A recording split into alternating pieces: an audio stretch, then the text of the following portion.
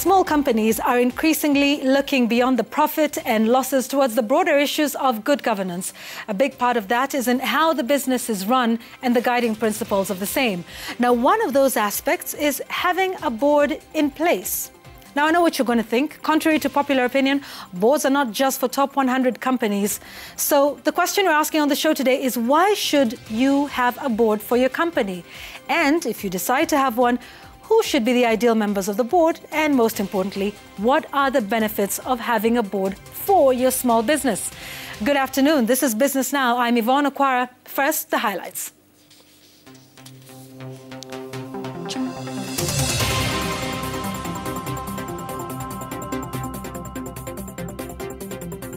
Select the right board members. And on our Made in Kenya segment, soap from goat milk. We'll tell you how.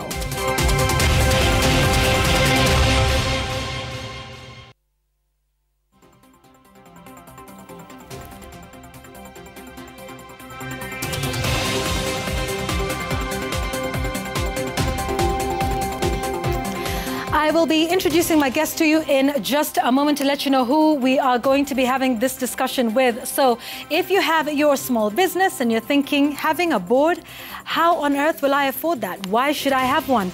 Our guests today will be telling us a little bit more about that, and we'll get to them in a moment. Also, we invite you to send us your views. The hashtag is Business Now at Citizen TV Kenya, at Yvonne Aquara. The text message, the text number rather, is 22422. But let's get to our news of the day. Here's a quick look at stories that are making headlines in the world of business this afternoon. Let's begin with the National Construction Authority, NCA, that has embarked on its push to review the National Building Code. The authority is seeking the legal reforms to empower it more and to enable it to tame the rising cases of building collapse in the country.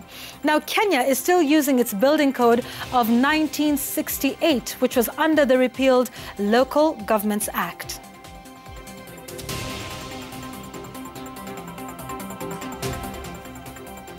Family Bank shareholders are all smiles after the lender approved a 1.1 billion shillings dividend payout during its 15th annual general meeting that was held last week. The move follows positive results posted last year, which saw the bank post a 132% rise in pre-tax profit to hit 3.3 billion shillings. In June 2020, Family Bank shareholders approved a dividend payout of 24 cents dividend per ordinary share. And finally, players in the housing sector are banking on technology to enable homeowners acquire building materials easily. This follows the launch of Nyumba Mkononi, which enables users to buy materials and have them delivered to construction sites only when they are ready to build.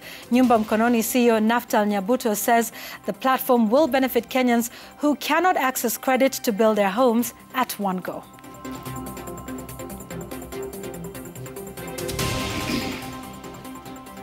Well, welcome to the show. Now you are updated. So let's get into our conversation this afternoon. Like I said, we're talking about boards and what that would mean for your small business. Ladies and gentlemen, viewers, thank you. Let me introduce my guests to you. We've got Lucy Njoroge, who is a corporate governance consultant. She joins us. Thank you very much. It's good to have you on the show. Thank you. And we also have Joram Mwinamo, who's the CEO of Sandbox. And each of them will tell us a little bit about what they do and why this conversation is very, very important. So, ladies and gentlemen, thank you for joining us. Lucy, I'd like to begin with you, just very broadly first, before we get into the conversation around having a board. Yes. Would be a key one about corporate governance. Yes. A lot of times, you know, companies are struggling to break even. You want to make sure your sales are on point. You're trying to make sure you're keeping up with your taxes, that you are compliant. And the issue of corporate governance, for some, may sound either fluffy or not a priority at the start of the business. Talk to us about that and why it is important, and then we'll get into boards as one of the aspects of corporate governance. Thank you so much. I would like to use an illustration of a shelter. And all of us, whether we are rich or poor, we need a shelter. So if I'm a poor person, I'll have a small grass house to give me shelter in the night. And as I get more money, I'll continue improving my shelter so that if I've got a lot of money, I'll have a very big house. But when we come to governance, whether I start today, I still need shelter. I still need that governance because it is so important. Governance is the way you run and direct your own organization. So I need to start thinking about governance as I start my business. I don't like to refer it to corporate governance because when I call it corporate governance, people think it's for big companies. Right. So I just say governance. So everybody needs governance because you need to run your organization properly right from the beginning. Yes. And what are the aspects, just very broadly, of governance in one's business that you need to look out for? When you're thinking of governance, there are many parameters. One of them is that direction, like having the board. The other one is having policies and procedures and trying to document them so that when you have organizations, when you bring in new staff, they are reading from the same script. The other one is having compliance. From the word go, you need to know what are the laws and that govern me and ensure that you start on the right footing. The other one is risk management. The other one is keeping records. The other one is giving back to society. The other one is managing your stakeholders. All of us have got stakeholders. And we have, even if I start my business today, to know who are my stakeholders and how do I manage them so that I can deliver what I've promised. Yeah, and the stakeholders could be anybody from customers to regulatory authorities that govern the space in which you work. Yes, and the stakeholders are all those people who affect me and I also impact on them. So I need to look who are my internal stakeholders, who could be my shareholders, my staff, and then outside, my suppliers, my customers, the regulators, and the community at large, because I don't live in vacuum, and I need to manage all these people so that I deliver my promise. Absolutely. And, Jerome, you deal with small businesses. I want you to just comment on the issue of governance. And, like she said, it's from the word go. Yeah. What's been your experience with some of the businesses that you have dealt with? So I think because my passion has been helping particularly indigenous businesses to grow and structure themselves in a way that they can become big, sustainable businesses. And one of the big things that I have observed is that the longer you take to put your governance structures in place, the harder it gets. Because you get bigger, you have more at stake, you have, a lot of things going. And actually, if you look at this country, and if you look at the businesses that have gone down in the last 5 years, big brands, from retail brands to logistics companies and the like. Those in the service sector as Those well. in the service sector. Yeah. If you look at the core issue, it's that they had not put their corporate governance systems in place early. So later on, it becomes harder because I'm running a bigger business. And corporate governance means that I am actually putting myself in check, where I, as a business owner, say, I am not perfect, I don't know everything. I need other people to help keep me accountable. I need other people to give their views and direction. And I need other people who can look at things that I might be missing in the business. And I think the bigger you grow and the more money you make, the harder it becomes to do that. Because, when you're small, maybe it's taking 5,000 shillings every Friday and you can go drink. Yeah. When you're bigger, it means you're taking out 500 million to do a small project and you will be able to repay it back. Yeah. But then once you take out that money, you're not able to repay it back, and then the business goes down. Right. And so what I've seen is that it gets harder the bigger you get. So the earlier you start, the better, because you get used to it. You get used to, even if you're the owner of the business, you get used to having other people ask you hard questions about your own business and what you can do better. And it's just a good practice overall. And if you see even family business or businesses owned by individuals that go the distance, it's those that are able to put that corporate governance in place as early as possible. Yeah, and you mentioned, of course, having somebody else that keeps you in check and keeps you accountable. So let's get down to it. Many businesses are, single proprietorship, you own this, or it could be a family business. Maybe you employ 5 to 10 people. We're dealing with the MSME sector that is employing everyone from individual all the way up until 100 or less. So I have my small retail business, and I've got 5 employees. What on earth do I want a board for, Lucy? Now, you need a board because you don't know everything. And you need a board to help you see the things that you're not seeing, to give you another perspective. And what we usually say is start writing your strengths. And then, let's say I am an IT person and I'm very good at developing apps. And, but I don't know about finances. I don't know about business development. The best thing to do is to actually look what are my strengths, what are my weaknesses, and then look for those people who will fill my gaps. But Lucy, you know, the next question will be, money is tight for a small business when it is starting out. Who can afford a board? I mean, you look at, you know, the big companies that are now, you know, giving their annual returns, and you look at the board of directors, and it's the who's who, and, you know, the sitting allowances, and they have to sit maybe 3 times a year, and you really cannot spare that extra shilling. You don't have to pay money. There are many people who are happy to advise you and to give you that advice. Look at a friend, you know, you have friends who, you know, who have things you admire, and once in a while you chat with them and say, how can you help me? So if, first of all, it starts with you as the business owner. Do I see the need? If I see the need, even if I don't have money, imagine I'll look for that person who will you know, compliment me, and then start working with them. What we advise is that start with an informal advisor. Look, you know, and but first of all, start with assessing what are your gaps. Let's say, as I said, you're an IT person, and I'm not good at you know, I've never done business development and things like that. I'll look who is good at that, and then have an informal discussion with them. But I usually tell them, write questions that you're going to ask them. Write a little questionnaire so that when you meet them, you'll have a meaningful discussion. And people, imagine, are willing to help you. Yes, they are willing. There are so many people who are willing to help you and give their time. I even tell young students who are aspiring to start businesses to talk to entrepreneurs.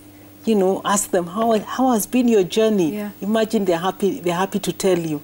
So if I realize that I need that information, I'll look for who can give it to me, and I don't need to pay. So you said assess your gaps so that you know what it is you're looking for. And then maybe start, you know, informal advisor. And then from there, then what? Now we hear of advisory boards and things. So what happens thereafter? And I mean, because I've done this practically. The first company I ran, we started out with 3 individuals that I really looked up to. One was a senior HR executive in one of Kenya's largest companies, actually, but she was a close friend. There was my chair, who's been an entrepreneur and, you know, had done maybe 15 years running his own business. And then there was a friend who was a lawyer. And so I remember approaching each of them and just saying, look, I need some kind of advisors. Would you be happy to sit on my board? And, you know, there was even no talk of pay at the time. If you hear the profile of the people I mentioned, they're people who, you know, were earning good incomes in whatever it is that they were doing. And so they were willing to help me to start out, and would start with very informal meetings in, I think, very cheap boardrooms, and just sit and go through a list of questions, and that was it, and would meet 4 times a year.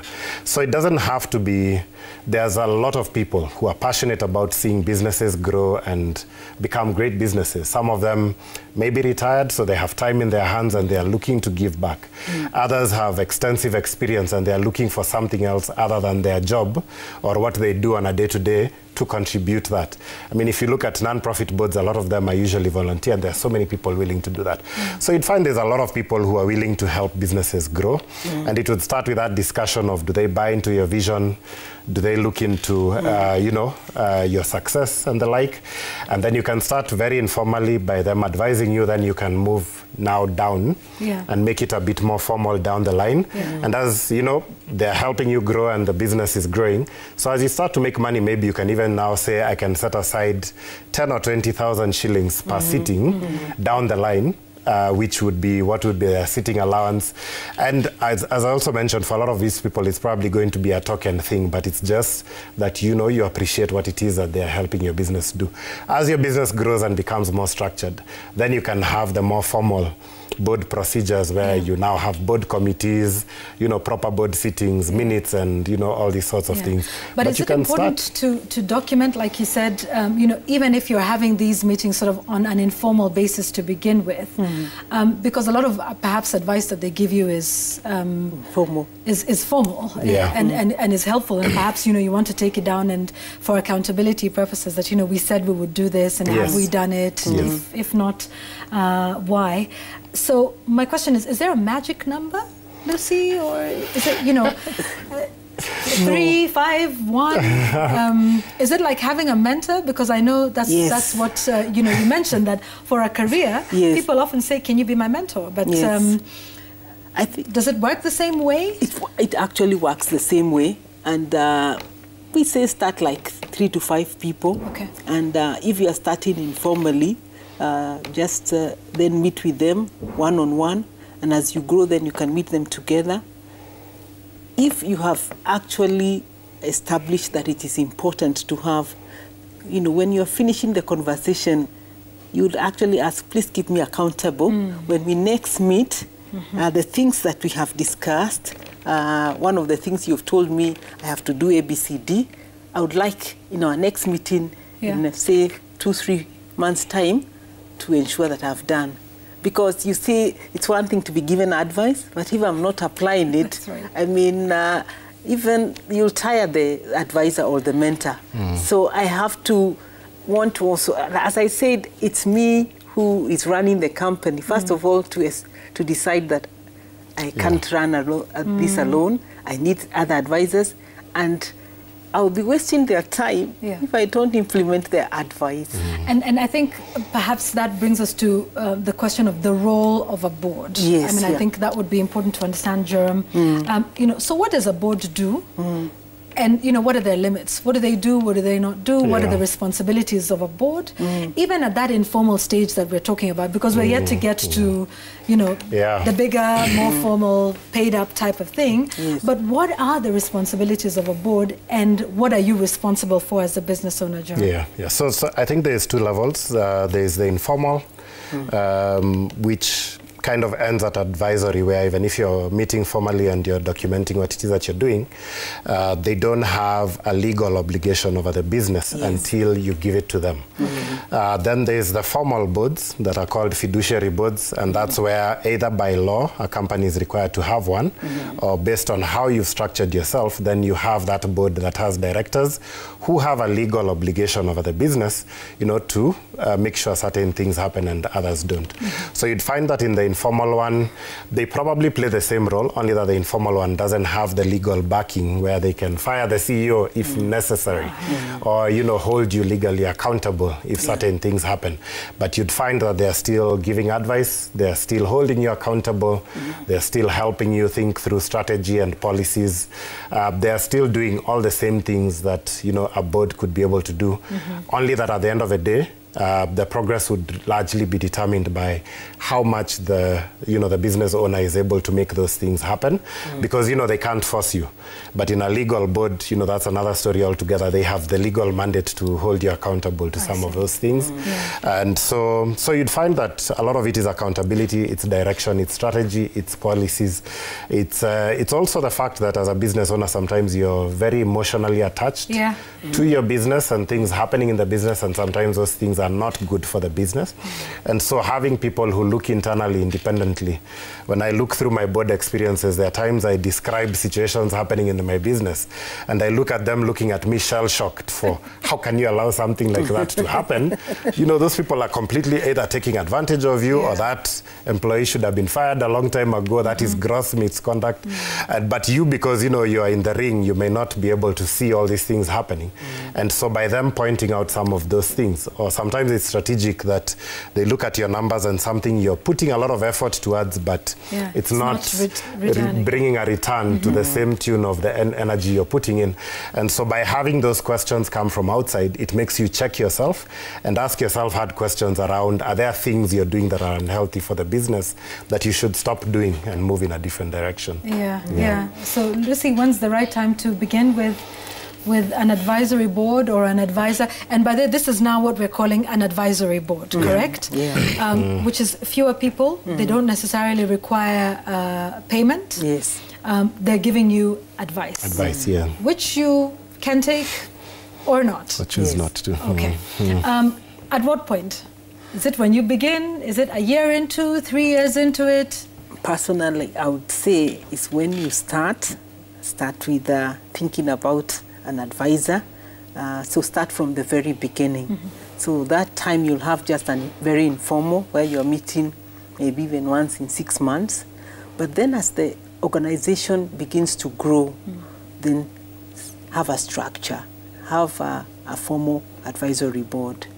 And then when you grow even, let's say 5 years into the business, and maybe you're growing and you need maybe to look for financing, then you'll then need to formalize that advisory board, because you find that most financiers want a board, want to know that you're accountable.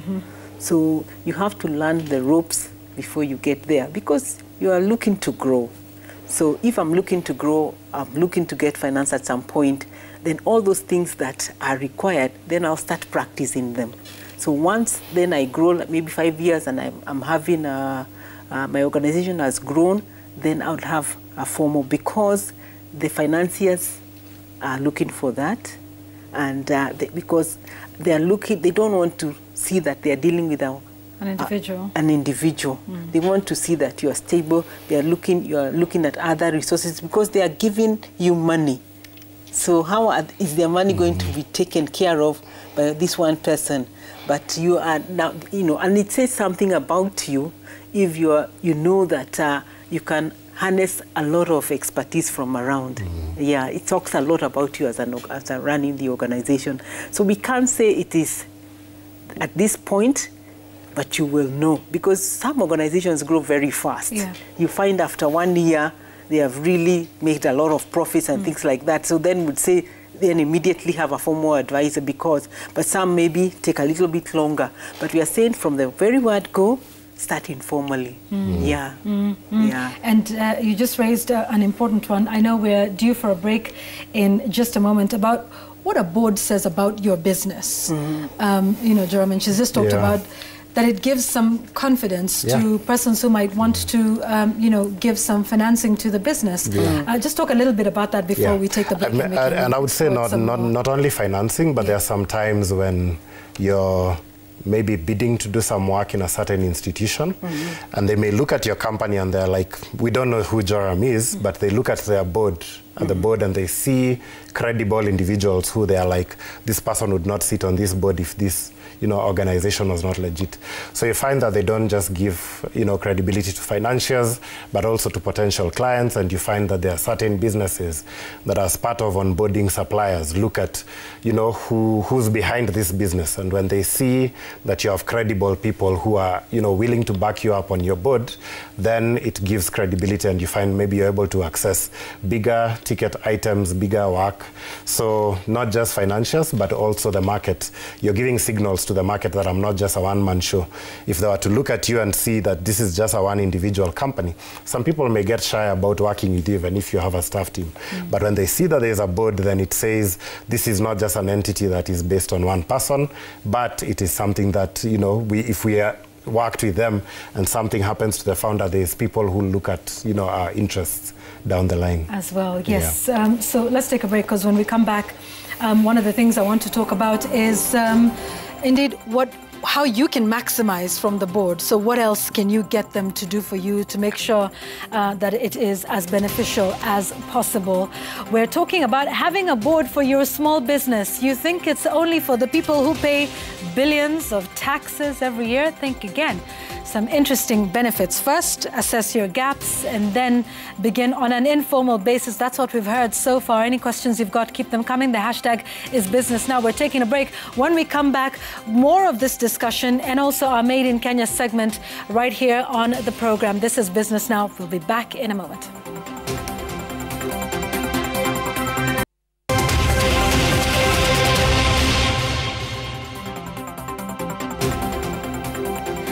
Welcome back. Thank you for staying with us. This is Business Now. Today we're talking about corporate governance. There's many aspects of it, but very specifically having a board. What does that mean? What does that signal to investors? But most importantly, as Lucy was telling us, it's not just about, for financiers and investors and the outside looking in. Having a board is important also because, Lucy, you were saying during the break? If it's important for me to have the board because the financier requires it, I'm not doing it for the financier. I'm actually doing it for myself. So it's good for me. And that's why I'm doing it. Yeah, and it's important for the business, like you said, to be able to plug some of the gaps that as an individual you cannot fill. So I think we're talking about how to maximize the board, because we've talked about them. It's an advisory board and they're giving you advice and they're saying this is what to do. But how do you make the most out of them? So what else can you ask of them, Lucy, that makes sure that, you get the best? Okay, a couple of things. First is to actually do a careful selection so that you have a proper mix and you also have a proper people who share into your value. And people who I say are available. Sometimes you can select people, yes, they are very good, but they are so busy, so they're never available. So pick people who are available and who are interested in what you're doing. The next thing is also to do an induction. And an induction is to take them through the company, take them through where the company has been, because some of them are joining you midstream. So they need to understand where are we coming from, and then where are we going, and then what are our roles, what are our responsibilities as a board, and then make it very clear. The other thing is to have what I call some governance policies. Have a board charter. A board charter really has the roles of the board, how the meetings will be run, a guide. It's a guide on how things are run. And in addition to the charter, it's also good to have a conflict of interest policy. It's also good to have a confidentiality policy. All the things that will guide. Don't leave anything to chance. Ensure that you have guided and taken through the board. And then after you have helped them understand their roles and their responsibilities, also, at the beginning of the year, agree what will be what will you evaluate, what are we shooting for by the end of the year, and then evaluate them at the end of the year. So you're not shooting in the dark, you're very clear where you're going, and you're also asking the board, how can you become accountable as well? How will you know that you have accomplished something? So they will set their own goals, and then at the end of the year or every 6 months, review how are we doing. Yeah. Indeed. And, like we talked about them keeping you accountable. Yes. But it's also important that they're accountable and they're obviously giving you value. Yes. I mean, even if it is on a pro bono basis. Yes. But I guess that's important, George. Yes. Because I don't think there's anyone who wants to be involved in something that's not making progress. In fact, I say if you have an advisory board, the biggest gift as a business owner that you can give them is implementing the things that you agree on. And as she was saying, when you bring them on board, there are specific things that you probably bring them on board for. So you'll select someone because of their legal background. So you'll expect that for that person, they'll be looking out for any legal, challenges that may be coming up and advising, contracts and agreements that you're getting into and being ahead of that curve. You might bring someone else because they're very good at human resource management, and maybe your business is such that you get into a lot of labor issues and the like. So you'd expect that, those are the things that they are probably getting ahead of. But you could also be getting others because of their profile, because they have a network network where they can open doors, and that's what they know that they're coming on board to do. So, you know, they can be doing introductions to people maybe in a specific sector for your business. Or others are just very good with marketing or, you know, helping you with strategy. So because each of them has something they're coming to bring onto the table, of course, beyond that, they may advise on other things that they observe, you know, in your business. But whatever you bring them on board to do, then you have to make sure that either during the meetings or even outside of the meetings, one of the things I do is that, yes, we have the formal board meetings, but outside of that, I try and make sure that I have a sitting with each of them just to bring them up to speed and also hear what are the things that you would have said during the board meeting that you didn't say.